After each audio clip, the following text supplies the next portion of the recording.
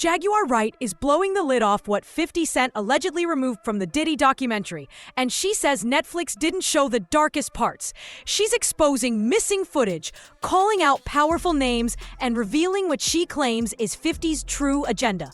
While viewers focus on Diddy the Reckoning, Jaguar says the real story never made it to air. She claims key industry figures were barely mentioned and insists the most explosive evidence was cut on purpose. This isn't just about one documentary, it's about decades of secrets finally coming to light.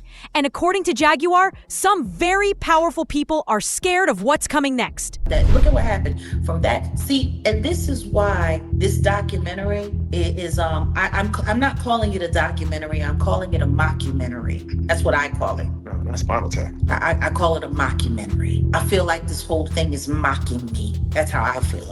It's wild. But go ahead. 50 Cent spent nearly 2 years putting together a 4-part Netflix series that covers Diddy's life from his Harlem childhood to building Bad Boy Entertainment and all the way to his recent arrest.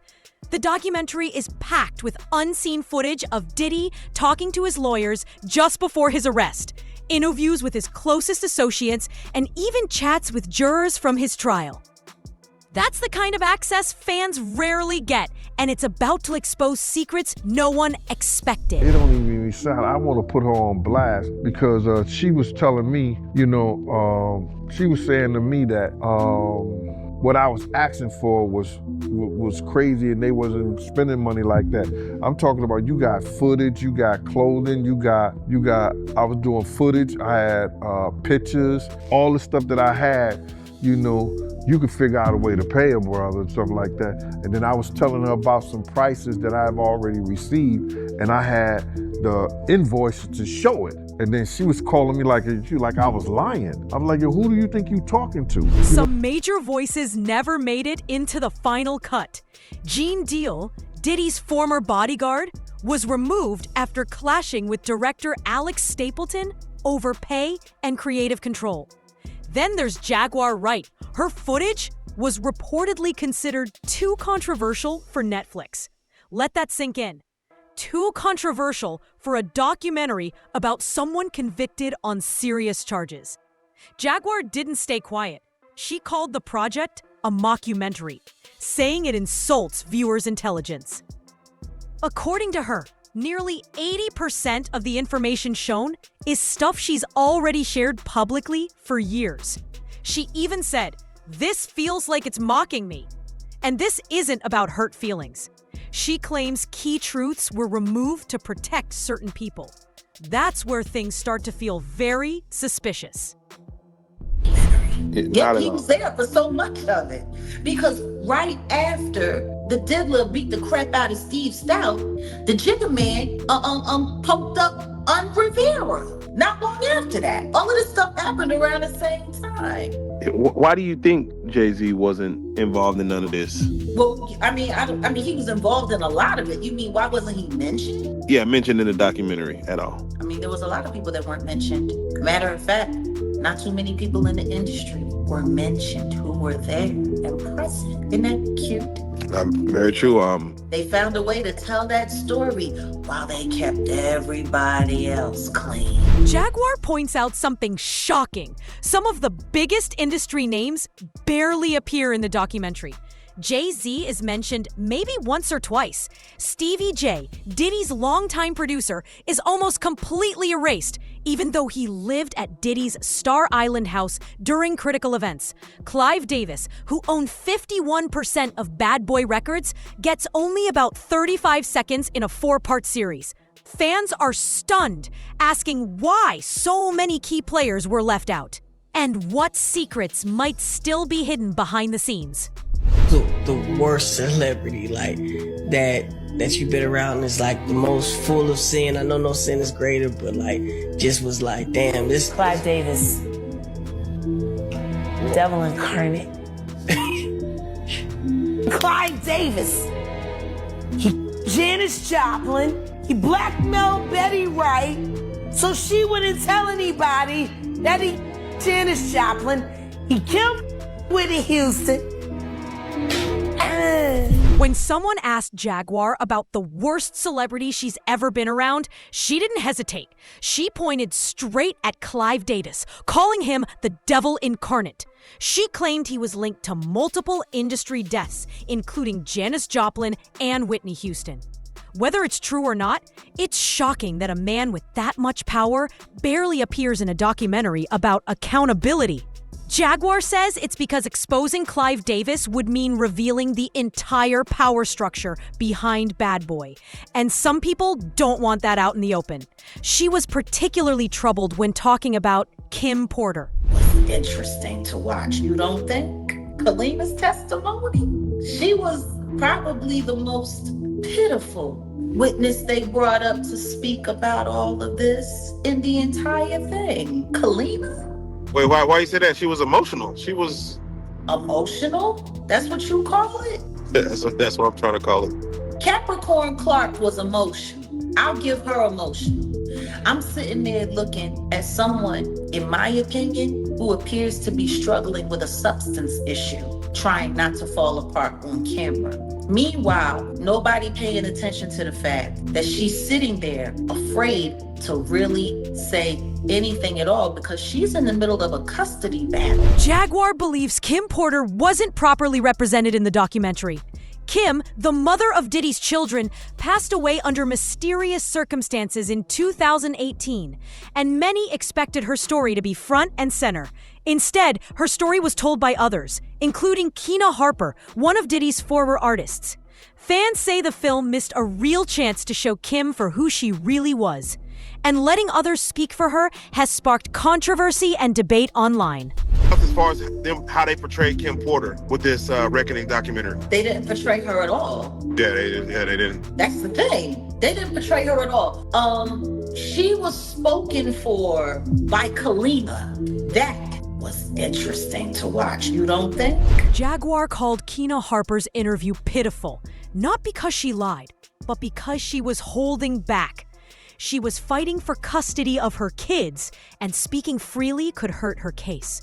Her husband, a loyal Diddy associate, complicated things even more. Kina was also around during Lil Rod's Star Island filming, yet claimed she saw nothing suspicious. Stevie J, who lived there at the time, doesn't appear in the documentary. Meanwhile, Gene Deal, Diddy's longtime bodyguard, was supposed to play a major role. But after a disrespectful phone call from director Alex Stapleton and an offer he felt undervalued his story, Gene walked away.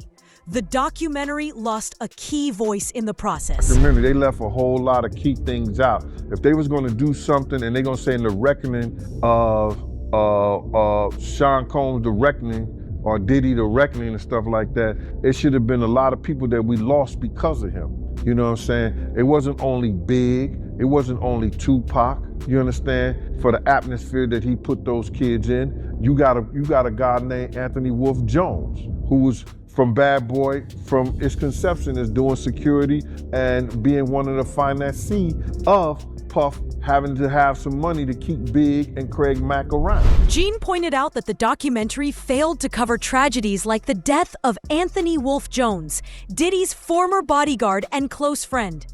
She claimed the production team didn't have the intel to tell these stories properly. But the real reason might be bigger. It's not that they lacked information. It's that revealing these events could expose too many powerful connections and people who don't want their names mentioned. This goes beyond missing footage. It's about the hidden world behind Diddy and everyone around him. There is no vindication for me because for 4 years I've been screaming not just Diddy, but Diddy and Jay-Z are monsters. And the victim-making machine kept going on. Jay-Z has been notable by his silence since these charges were brought against Diddy. Why do you think that is? Because that's what he does. He starts little fires everywhere, forces everyone involved to go and carry water while he sneaks away out. A response that changes now. Do you remember when Jaguar appeared on Piers Morgan's show and publicly called Jay-Z and Diddy monsters? The clip went viral almost instantly. Social media couldn't stop talking about it. But then, something shocking happened. Within 24 hours, The video was taken down, completely removed. Piers Morgan reaches millions worldwide. Yet someone had the influence to erase that moment overnight. That kind of power speaks volumes. It shows how deeply control can run over media, production companies, and even major platforms. What you see and hear isn't always your choice. Even big names aren't immune. And what comes next in this story might make you uneasy, but it's something people need to hear. Get to Bieber for a minute, and his management was backing him off. But it wasn't until Usher took over management and had guardianship and gave temporary guardianship to the diddler for 48 hours. Think about that. He had already been to the hospital, that situation that Gene was talking about. And you still took Bieber there, but you got custody of him first. According to Jaguar, some shocking footage of Diddy and Justin Bieber was left out of the documentary.